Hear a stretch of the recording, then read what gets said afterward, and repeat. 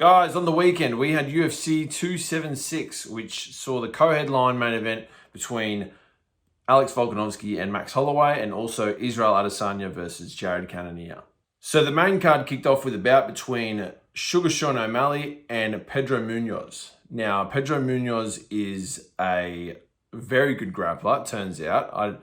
We didn't actually get to see this during the fight, but the commentators had mentioned beforehand that he'd had like 800 jiu-jitsu competitions, which is a phenomenal amount. As to how successful he's been with those, I'm not sure, but you have to absolutely assume that after 800 matches, he's got some skill on the ground. I really thought that Munhoz was winning that fight, and he was winning with the striking. So Sugar Sean O'Malley's done a really good job of branding himself as this sort of character. He does absolutely have some knockout power in his shots. We've seen that in previous fights.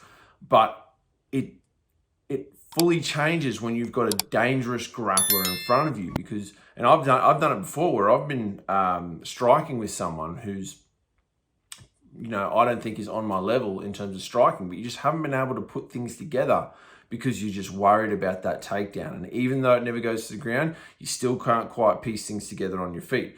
And I thought Munhoz was doing a good job of using his longest limbs, just using his kicks to attack the closest piece of O'Malley's body to him, which was the calf. His foot is the closest thing. So he's like attacking those with little chopping leg kicks. And even though they're not doing a massive amount of damage, I still think he was clearly outpointing O'Malley in that first round and even in the second round. Now, ultimately, it got called a no contest due to an eye poke. But to me, it's a little bit questionable whether that eye poke really warranted the fight to be stopped. We don't know. We have to, look, you have to give Munhoz the benefit of the doubt that yes, maybe he did get poked in the eye, but being in the first round, he got hit with a groin strike. On the replay, yes, it hit the cup, I guess, but it was quite high on the cup. In Muay Thai, in Thailand, they probably wouldn't even call that a groin strike. The ref would just say, chop, and keep fighting. If it's the front of the cup, they don't even class that as a groin strike sometimes in Thailand, So, yes, maybe it hit it, but it didn't look that bad. We don't know. Again, it could have been like the edge of the box or something like that. Could have pinched him somewhere.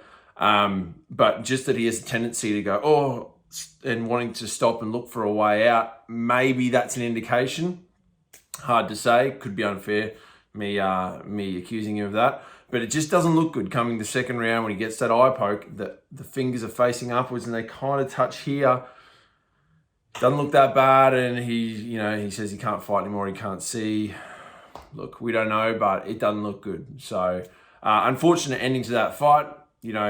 I guess for Munhoz's sake, I hope it was a real eye poke, and I hope I'm being unfair.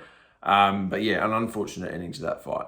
So the third last fight on the card between Sean Strickland and Alex Pereira was a very talked about fight throughout the week leading up, due to the fact that obviously Sean Strickland talks a lot of shit.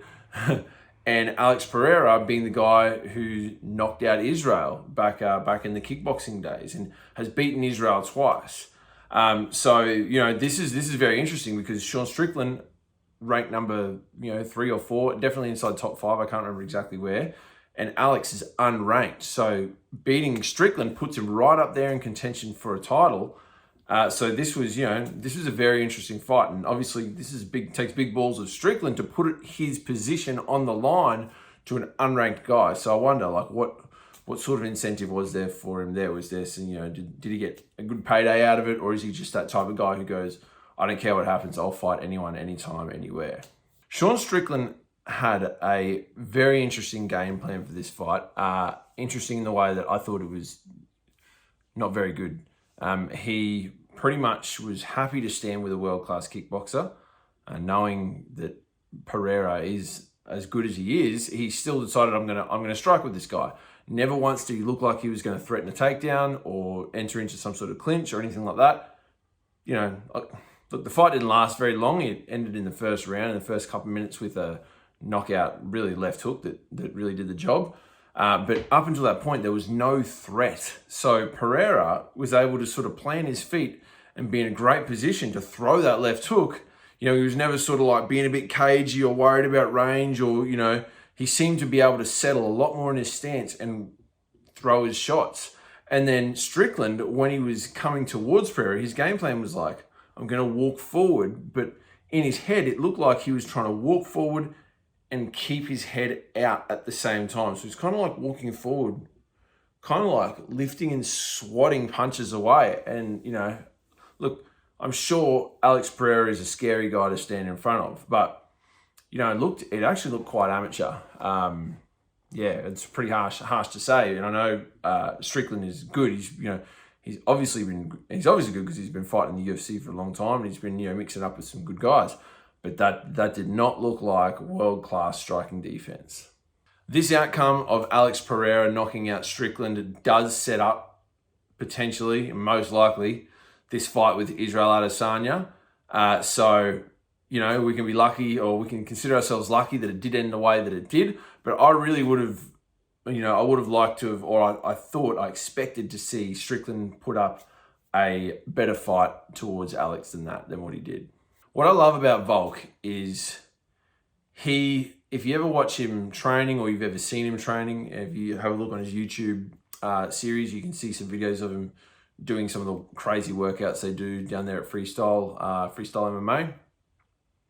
He seems to thrive off being in that crazy hard work, just this high pressure environment at training. He seems to honestly thrive off it.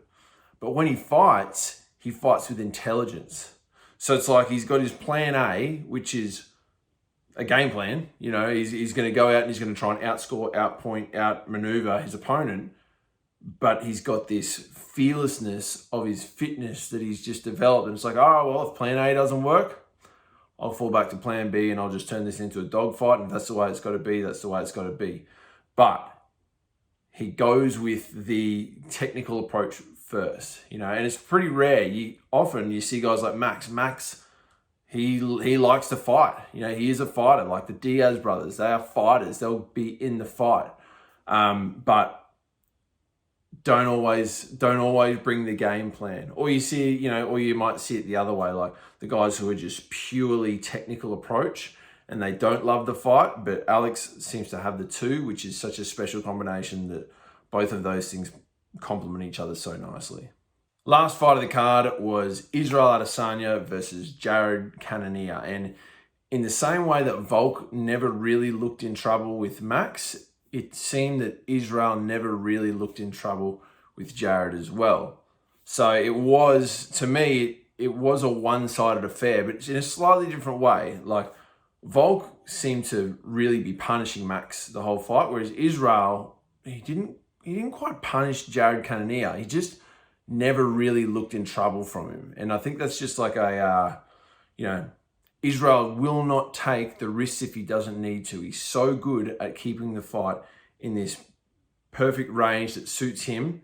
And then his opponents get a little bit confused and they're too scared to come in because they know Izzy will make them pay if they make that mistake. So they get a little bit like indecisive and don't know which way to go. And Izzy's not gonna, he's not gonna, get impatient and go for something that he shouldn't. So it becomes this little bit of a stalemate where Izzy's using these snappy, nice long shots right where it suits him and making them pay for being at the wrong range. But they don't have that like knockout to them because neither side is taking great risks, if that makes sense. Now, I don't want to go in too much into like what I think Eugene and Israel's plan was coming into this fight, because I've been lucky enough to have been in the room when Eugene has been like breaking this down. So it's really not my place to come here and share that with everyone else. But I would like to just speak on the topic of where some people think that Israel's fights might not be exciting, or this fight in particular might not have been that exciting. And I think what it is they lack the drama of some of the other big fights we see that are back and forth. Like, for instance, the other week we saw Teixeira versus Prohaska, and that was like a back and forth affair, and it was really exciting, where both fighters like had a really tough fight, whereas Israel's are one-sided, and Israel is just so in control, it seems, the whole time, that they lack that sort of seesaw effect. So it's really like, to me, it's impressive that he's just able to maintain control the whole entire time. 25 minutes, someone's trying to kill you, and at no point do you ever see him out of control. To me, that's absolute class. This actually reminds me of I was in New Zealand training at City Kickboxing last year, and I was lucky enough to go and witness the New Zealand All Blacks against my beloved Australian Wallabies in rugby. And I think I was it was during COVID sort of travel restrictions, so I was one of like 3 Australians in the crowd. On a side note, anyway, that game actually, like, it really did the same way as Israel's fights sometimes lack the drama. That game lacked the drama because the All Blacks were just in such, like, so in control the whole time. And I don't know, if those of you who don't follow the rugby, the All Blacks, New Zealand All Blacks, have been such a dominant figure in rugby for the last, it seems like, a decade. They just smash everyone by like 50 points. And, you know, so it's almost a foregone conclusion when the game starts. So, like, I went in there going, Wallabies are going to get smashed, but I'm still going to come and watch. So it was never like, I was never even hopeful that, you know, the Wallabies were in for a look. And it seems to almost be like that, because the All Blacks are so dominant, it lacks the drama of like a close game of you know, some other sports, like in rugby league, the Origin, they're always back and forth. You don't know who's going to win, and they're dramatic. Whereas All Blacks players are not dramatic. It's just decisive, and they're clinical, and they get the job done. You know, and it's like, it's beautiful to watch, just that much precision in their training and in their skill. And I think Israel is very much like that, where he's just so dominant that it lacks that drama. So as fans, it's almost something we have to ask ourselves, is like, what do we value more? Do we value a fighter whose candle burns bright, but for a short amount of time? You know, they get in these fights and wars, and, you know, they put themselves through the wash too many times. Or do we value that decisiveness, where they, you know, they're just clinical and they're always winning, and it's like, it really is an anomaly. And it reminds me a lot of, actually, when Mayweather was fighting, everyone used to say he was boring. The amount of times I always used to hear it, like, oh, Mayweather, he's boring, he doesn't fight. And, you know, even when he'd win, people would say, you know, that he shouldn't have won because he wasn't fighting. The other guy was taking the fight to him. But, you know, defensively, he was just so much better, and he's probably going to go down now. After the fact, now we look back, it's almost like there's no argument that Mayweather is probably the greatest fighter of all time, and like possibly will ever be.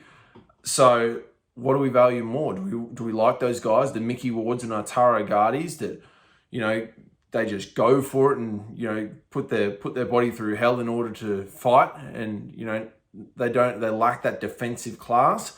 Or do we value the Mayweathers, who maybe their fights might not be as dramatic, but they're just an absolute anomaly, that there'll never be anyone who can touch them? I think it's also worth remembering that we don't have to choose one or the other. We can appreciate the guys that, you know, the Max Holloways and the Diaz brothers, that just are happy to fight, and there's something beautiful about that, you know, there's complete disregard for themselves, but they will do anything in order to win, and anything in order to sort of fulfill their belief of themselves, of what they can achieve as a person and how far they can push themselves. That we don't have to choose that, and then not like the other style of the Mayweather or the Adesanya. You know, we can like both of those things, but we just have to remember that they are 2 completely different things. So when we are seeing Israel be dominant, and it's one-sided and it lacks the drama, that we're witnessing something completely different to, another great example, Alexander Volkanovski versus Brian Ortega, right? That fight had the drama, one of the best fights you've ever seen. If you haven't seen it, go and watch it. But that was a very different fight. to Volkanovski versus Holloway? You know, what's better?